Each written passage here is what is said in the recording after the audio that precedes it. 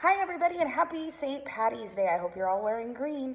And welcome to our very first reading with Darth Jessie here at Main Branch Rocks. And today we are going to start out our reading journey for the littles with I Am Jackie Robinson. All right, I'll be showing you guys the pages as I read, so feel free to listen in.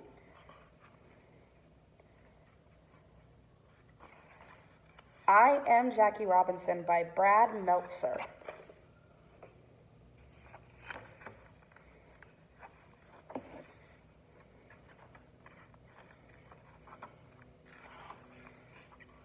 I am Jackie Robinson.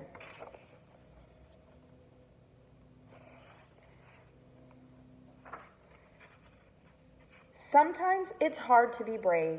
My mother was brave, and she liked brave people. When I was born, the youngest of 5 kids, she even named me after someone brave. His middle name will be Roosevelt, Jack Roosevelt Robinson.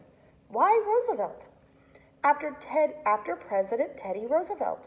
He fought to make sure black people were treated the same as everyone else. That's a lot for little Jackie to live up to. You'll see, I'm not worried. See, there's little Jackie as a baby. But having a brave name doesn't make you a brave person. In fact, as a kid, I didn't like sleeping alone. I used to sleep in my mom's bed. Even when she tried to bribe me, I wouldn't leave. I'll give you a quarter to go sleep in your room. Not a chance. It's better here.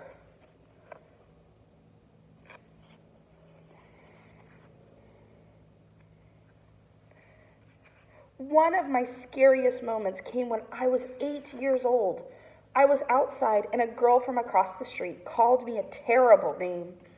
I was so mad I yelled a name right back at her. Her father came running immediately. He didn't like it that a black boy was standing up to his white daughter. We were the only black family on our block. What did you call her? She started it. I don't even remember who threw the first rock.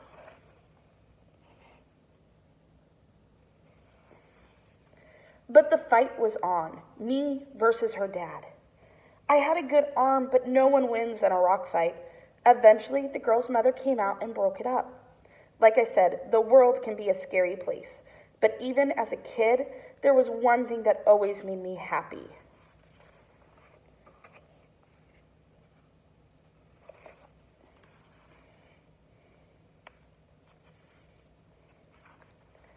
Sports. And winning at sports. Okay, that's 2 things. I loved playing everything. Baseball, football, basketball, soccer, marbles, even dodgeball. All the kids would get in a circle, white, black, Hispanic, Asian, and we'd all play together. The rules were simple. If the ball hit you, you were out. I'd duck and, of course, throw. By the time I was done, I'd be the last one standing. But the truth was,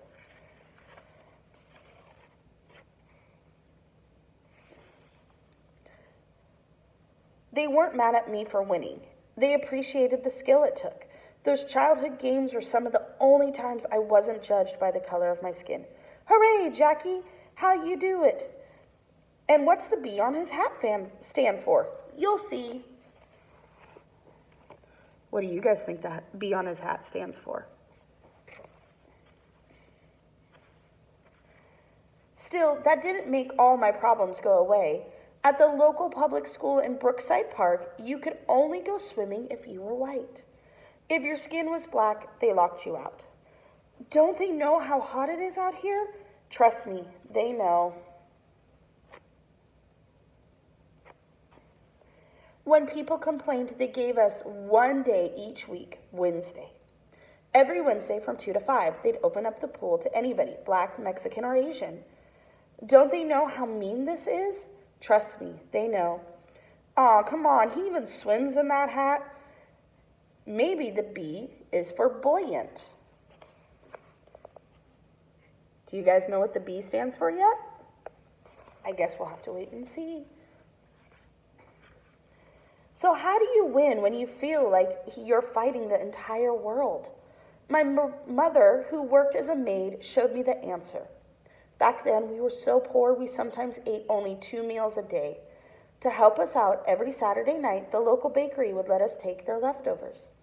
And the milkman, back when the milk was delivered to your house, would give us whatever extra he had. Look, it's a feast. Look at all this food. It's not just for us. What do you mean?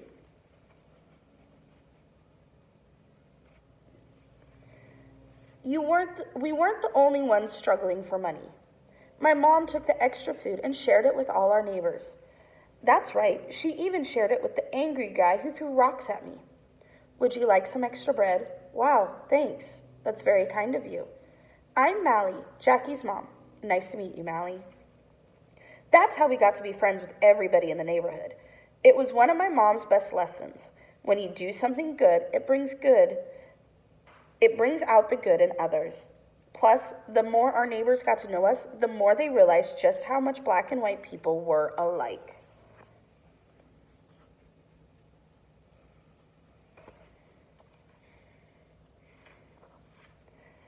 I learned a similar lesson from a local mechanic named Carl Anderson. He saw a group of boys I used to hang out with.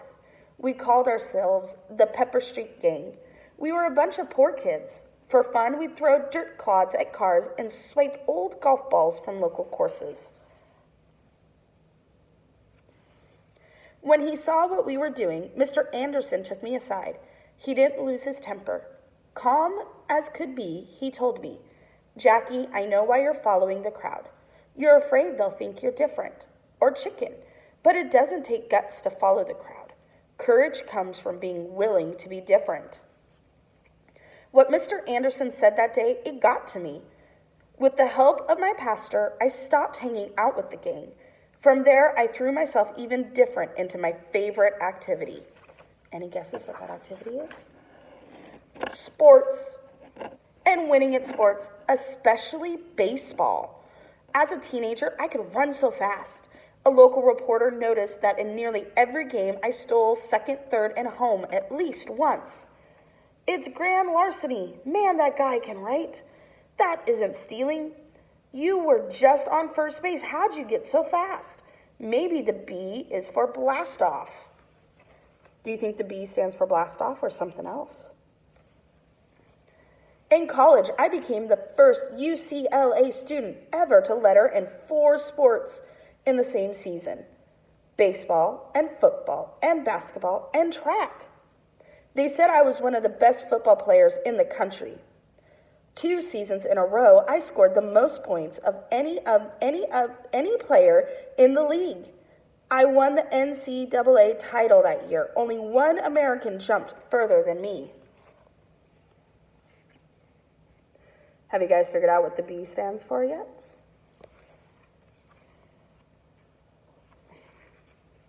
But the same problem kept coming back. When the college newspapers wrote a nice article about me, one of my own white teammates purposely smashed into my leg, trying to injure me. He was mad that the article said something nice about a black person. Don't they know we're all on the same team? Ah, my leg. Trust me, they know. By the time I got out of the Army, it still didn't matter that I was one of the best athletes in the country. If you wanted to play a professional sport, you had to be white. Sorry, son, your kind doesn't belong here. Back then, if you were the world champs, it meant you were the white champs. In all of Major League Baseball, not a single team had even one black player. Oh, and did I mention that if you were on a black team, the pay was worse, the food was worse, and sometimes the only place to sleep was on the bus? Gross, is this food or goo? You don't want to know. But that was all about to change.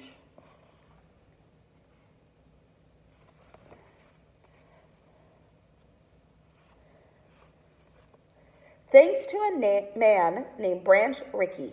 Rickey was the president of the Brooklyn Dodgers, one of the most popular baseball teams ever. I have an idea. The Dodgers will secretly look at black players. Are you nuts? People will stop rooting for us. It is time to do what's right. With so many players fighting in World War II, Rickey had a plan for filling his team. After searching all across the United States and the world, Who do you guys think he picked?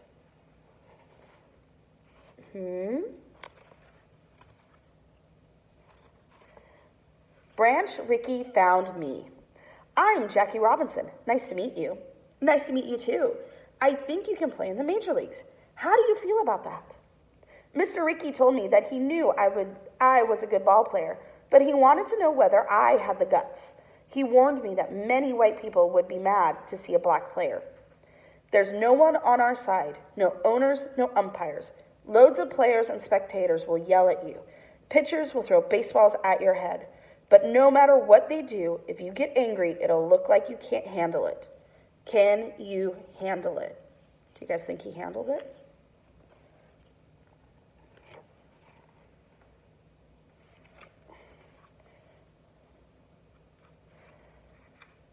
On April 18th, 1946, at 27 years old, I was given my shot at Roosevelt Stadium in Jersey City, New Jersey. I played my first official game for the Montreal Royals, the Brooklyn Dodgers farm team. Thousands of black spectators had came to see what I could do. Thousands of white spectators were there too, convinced that a black player couldn't possibly be good as a white one. It was up to me to prove them wrong. You better believe I was terrified. I didn't want to let people down. Then at 3:04, in my first at-bat, I was thrown out at first. You're out. The next time I came up was the third inning. There were 2 men on base. The pitcher decided on a fastball. I can still see it coming, chest high down the middle, but this time, what do you think happened, guys?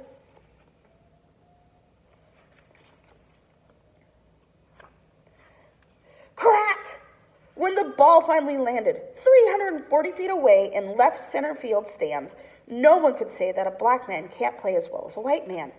Some called it a home run. Others called it history. That's a pretty far hit, huh?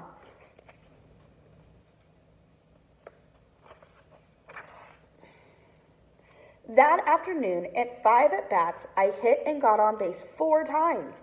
I stole second twice, and I scored 4 runs. Hooray, Jackie! How's he do it? When he puts that B hat backwards, it's gonna be for boom. When the game was done, I couldn't get into the locker room because I was mobbed by fans. Black, white, young, old, even the folks rooting for the other team. They were cheering for me. Would you guys cheer for Jackie if you saw him play?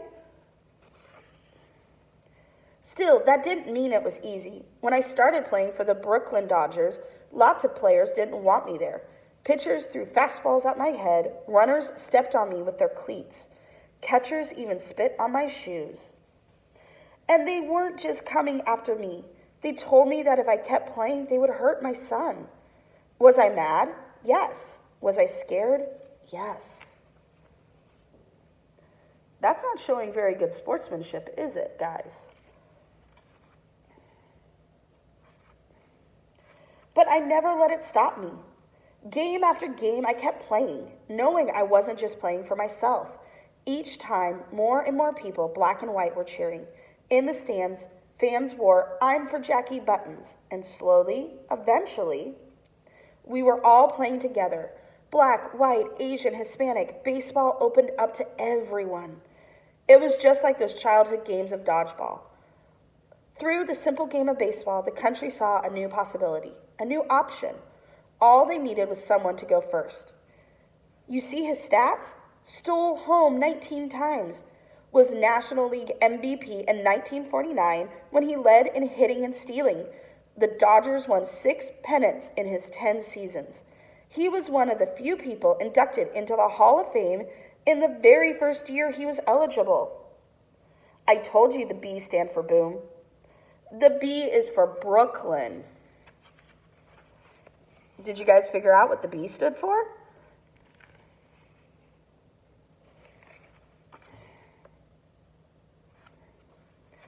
In life, people tried to scare me. They wanted me to stop. They wanted to make me go away. Why? Because I was different.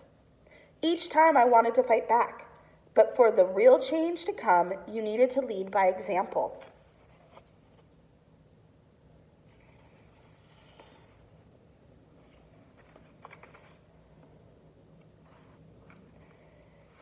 being a leader takes bravery. But remember this, no one is born brave. No matter how big or small you are, there will always be things that scare you. It's okay to be afraid, just don't let that stop you. Remember that park where they wouldn't let him swim? It's now called Robinson Park. Today, no one in baseball can wear the number 42. But once a year, every player on every team wears it. It's the one day when everyone looks the same.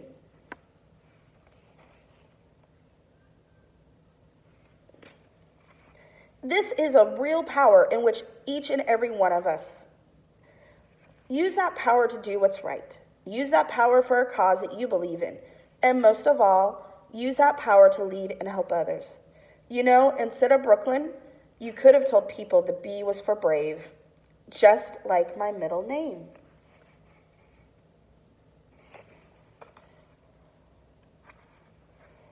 I am Jackie Robinson. I will always lead the way, and I hope you will too. When others see your example, they'll stand with you.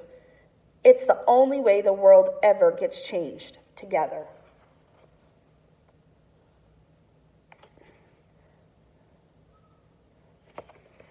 All right, guys. So that's the end of I Am Jackie Robinson, and it is part of Brad Metzer's Ordinary People Change the World series. So here's my challenge for you guys while we're on this break.